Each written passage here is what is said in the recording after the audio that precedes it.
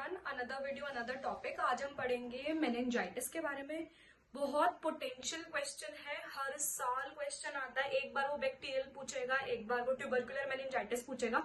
Very important और थोड़ा ध्यान से पढ़ना है। इसमें ना मेजर हम भूलते जो चीज है वो इसके ऑर्गेनिजम्स, अलग अलग ऑर्गेनिजम्स हम इसके भूल जाते हैं। ध्यान रखेंगे वो अपन। राइट, नीट पीजी के लिए भी बहुत इंपॉर्टेंट है, एफएमजी के लिए भी इंपॉर्टेंट है। आई होप मैं कोई पॉइंट मिस ना करूं यहाँ पर।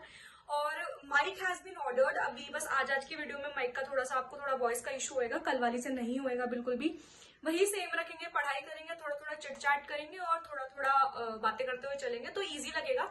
इतना कोई डिफिकल्ट नहीं है। न्यूरोलॉजी पे बहुत ध्यान देना है अब हमें, क्योंकि न्यूरोलॉजी के बहुत पोटेंशियल क्वेश्चन आने लग गए हैं एग्जाम में।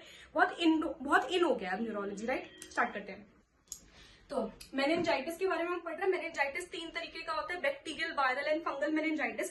अब बात यह है कि ना कौन सा बैक्टीरिया करवाता है, कौन सा वायरस करवाता है और कौन सा फंगस जो है वो मेनिंजाइटिस करवाता है, ये हमें पता होना बहुत जरूरी है। राइट, अब बैक्टीरियल ना अलग अलग है। सबसे ज्यादा जो दिक्कत होती है ना, हमें याद करने में, वो है बैक्टीरियाज। भाई बैक्टीरिया एक अलग ही चीज है, उसे याद करते करते इंसान पता नहीं पागल ही हो जाता है। ठीक है, कोई बात नहीं, बट हम कर लेंगे फिर भी। बैक्टीरियाज माइक्रोबायोलॉजी में से बिल्कुल नहीं छोड़ने हैं भाई, बिल्कुल नहीं छोड़ने। हर बार क्वेश्चन आता है। चलो स्टार्ट करते हैं। ठीक है, यहाँ पे मैंने लिखा है बैक्टीरियल मेनिंजाइटिस। बैक्टीरियल मेनिंजाइटिस में नियोनेटल मेनिंजाइटिस कौन करवाएगा? नियोनेट का मतलब क्या होता है? एक बच्चा जो 1 महीने से कम का है, छोटा बच्चा जो 28 डेज से कम का होता है, उसको हम क्या कहते हैं? नियोनेट कहते हैं। नियोनेटल मेनिंजाइटिस जो होता है वो हमारे पास पूरे वर्ल्ड में कौन करवा रहा है? एक गलेक्टिया करवा रहा है, स्ट्रेप्टोकोकस एक गलेक्टिया करा रहा है। राइट, उसके बाद आता है एसिनिटोबैक्टर करवाता है इंडिया में। इंडिया में कौन करवा रहा है? एसिनिटोबैक्टर करवा रहा है। प्लीज याद करना है, छोड़ना नहीं है।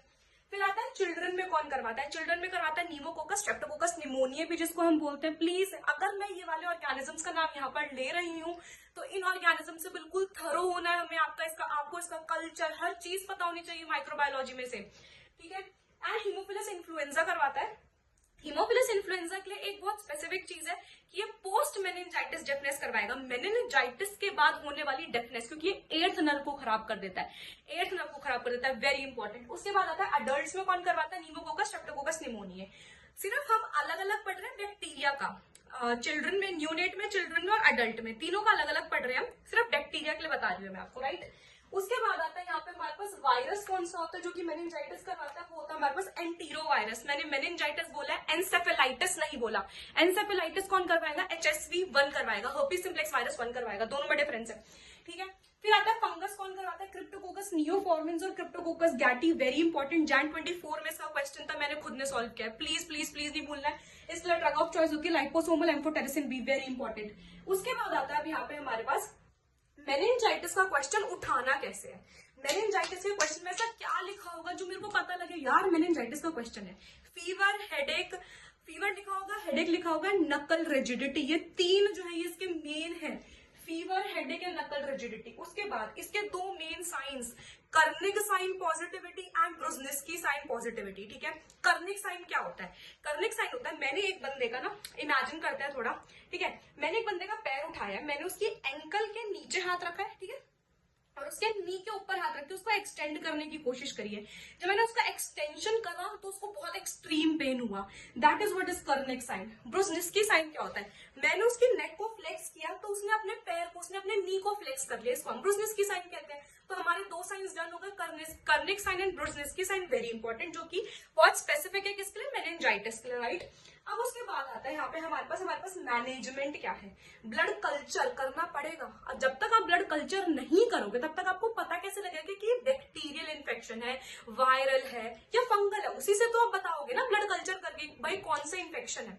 हमारी प्रोटोकॉल क्या होती है मेनिंजाइटिस के लिए? अगर कोई भी बंदा हमारे पास हॉस्पिटल में आ रहा है जिसको फीवर, हेडेक और नकल रिजिडिटी है, सबसे पहले कुछ भी करने से पहले हम क्या करते हैं? इंपेरिकल एंटीबायोटिक देते हैं। भाई फटाफट एक बार इंपेरिकल एंटीबायोटिक दो इसे। राइट, फिर आता है यहाँ पे हमारे पास, हम उसका इंट्राक्रेनियल टेंशन कम करने के लिए क्या देंगे? मैनीटॉल देंगे। उसके बाद लंबर पंचर करेंगे। कभी भी लंबर पंचर पहले नहीं किया जाता अगर इंट्राक्रेनियल प्रेशर बढ़ा हुआ है तो, प्लीज, वेरी इंपॉर्टेंट। राइट, अब उसके बाद हमारे पास क्या आता है? ये सारा अब हमने पढ़ लिया। अब हम ना तीनों को डिफरेंशिएट करेंगे, बैक्टीरियल, वायरल एंड टीबी।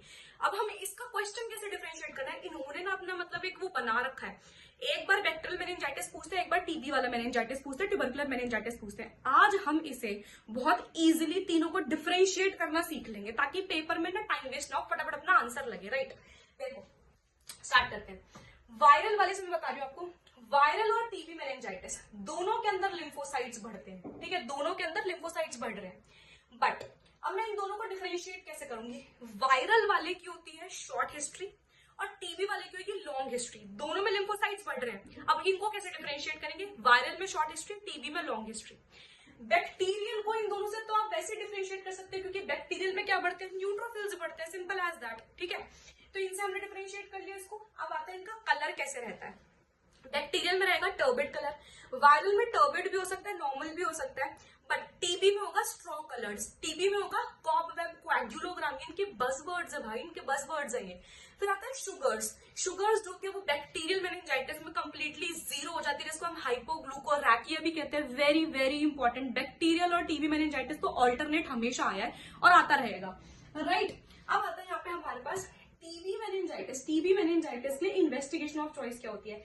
मैं पीसीआर करूंगी, पीसीआर सीएसएफ, मेरे को पीसीआर पॉलीमरेज चेन रिएक्शन करनी पड़ेगी। फॉर किसके लिए? सीएसएफ की करूंगी मैं, फॉर माइकोबैक्टीरियम ट्यूबरकुलोसिस के लिए। वेरी वेरी इंपॉर्टेंट, प्लीज नहीं भूलना है, राइट। अब उसके बाद हमारे पास क्या आता है? ये हमने तीनों को डिफरेंशिएट कर लिया, बैक्टीरियल को, वायरल को, टीबी को। इन तीनों का डिफरेंस इज वेरी इंपॉर्टेंट।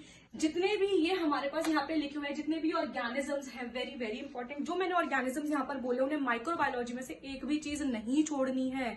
अभी आई गेस जुलाई 23 में ये वाला क्वेश्चन था ना, बेसिट्रेसिन रेजिस्टेंट कौन सा होता है? स्ट्रेप्टोकोकस एगलेक्टिया होता है। वेरी इंपॉर्टेंट, आप लोगों के लिए क्वेश्चन है, बेसिट्रेसिन सेंसिटिव कौन होता है? प्लीज कमेंट सेक्शन में आंसर बताना। माइक्रोबायोलॉजी का क्वेश्चन पूछ रही हूँ ये पढ़ाते पढ़ाते, बट बताना पड़ेगा। इसी को इंटीग्रेटेड स्टडी कहते हैं। आप ही लोग कहते रहते हो ना इंटीग्रेटेड स्टडी, इसी को इंटीग्रेटेड स्टडी कहते हैं, ठीक है। क्रॉनिक मेनिंजाइटिस क्या होता है? क्रॉनिक मेनिंजाइटिस, अगर मेनिंजाइटिस 4 हफ्ते से ज्यादा रह जाए, that is chronic meningitis, simple. Acute bacterial meningitis के तीनों फीचर्स हैं, फीवर, हेडेक, नकल, रिजिडिटी। वेरी इंपॉर्टेंट, प्लीज नहीं भूलना है, ठीक है। यहाँ पे हमारा मेनिंजाइटिस जो वो मेजर जो पार्ट है वो खत्म हो चुका है हमारा, राइट। ये इंपॉर्टेंट है, बैक्टीरियल, वायरल, ट्यूबरकुलर बिल्कुल नहीं भूलना है। अभी मेरे को एक क्वेश्चन, हाँ कल थोड़े बहुत क्वेश्चंस आए थे बट ज्यादा नहीं आए। थोड़ा जीटी के बारे में पूछा हुआ था। जीटी यार अपनी फर्स्ट रीड खत्म करने के बाद प्लीज दो बहुत अच्छे से रिव्यू करो उसको, अपनी गलतियां निकालो। गलतियां करने से डरो मत, जितनी गलती यहाँ पर करोगे ना, अपना माइंडसेट ऐसे रखो, यार ये गलती ना पेपर में हो जाती है, उससे अच्छा मैंने आज यहीं पे कर दी, ऐसे अपना माइंडसेट रखो आप, ठीक है। जीटी 2 फर्स्ट रीड के बाद 2, मैं तो वीकली रखती थी यार, मैं तो 2 हफ्ते तक वेट नहीं कर सकती खुद को टेस्ट करने के लिए। हफ्ते से हफ्ते अपने आप को टेस्ट करो, जहां कहीं पे कम मार्क्स आए खुद को बताओ भाई पढ़ना चालू कर, सिंपल बात है। और प्लीज मेरे से कोई ये नहीं पूछेगा कि 8 घंटे पढ़ना है, 10 घंटे पढ़ना है, 12 घंटे पढ़ना है। भाई जब तक सांसें हैं तब तक पढ़ना है, सिंपल बात है। तुमने ये फील्ड अपने लिए खुद से चुनी है तो पढ़ना पड़ेगा ना, किसी ने तुम्हें पुश तो नहीं किया ना कि जाओ जाओ जाओ डॉक्टर बनो। ऐसे कोई बन भी नहीं सकता यार, डॉक्टर बनना एक डेस्टिनी है। डॉक्टर फील्ड ने आपको चुना है, आपने डॉक्टर फील्ड को नहीं चुना है, ठीक है। तो अपनी पढ़ाई करो यार, हमेशा qualitative study is better than quantitative study. अगर कोई बंदा 5 घंटे भी फोकस से पढ़ रहा है और कोई बंदा 12 घंटे सिर्फ किताब खोल के बैठा, तो वो 5 घंटे वाला बंदा बेटर है, ठीक है, बेस्ट है इनफैक्ट, ठीक है। जीटी के बारे में क्वेश्चन था, लोग एक क्वेश्चन ये भी था कि ना पढ़ने का मन नहीं कर रहा यार, अपनी रियलिटी समझो, पढ़ना पड़ेगा, अपनी किताबें खोलनी पड़ेगी। पढ़ने का मन क्यों नहीं कर रहा? क्योंकि अपना गोल नहीं दिखाई दे रहा, राइट। गोल देखो यार, माँ बाप को देख लो यार, वो आपके लिए वेट कर रहे हैं, वो आपकी सक्सेस का वेट कर रहे हैं, सबको बताएंगे फोन करके मेरे बेटे का हो गया। प्लीज पढ़ाई करो और इजी है। अभी भी हम न्यूरोलॉजी कंटिन्यू ही रखेंगे, कल भी कंटिन्यू रखेंगे, आई गेस कल हम स्ट्रोक पढ़ने वाले हैं। बट ये सब कुछ साथ साथ याद करते जाओ, साथ साथ क्वेश्चंस लगाते जाओ, डेली क्वेश्चन करने ही करने हैं। Thank you.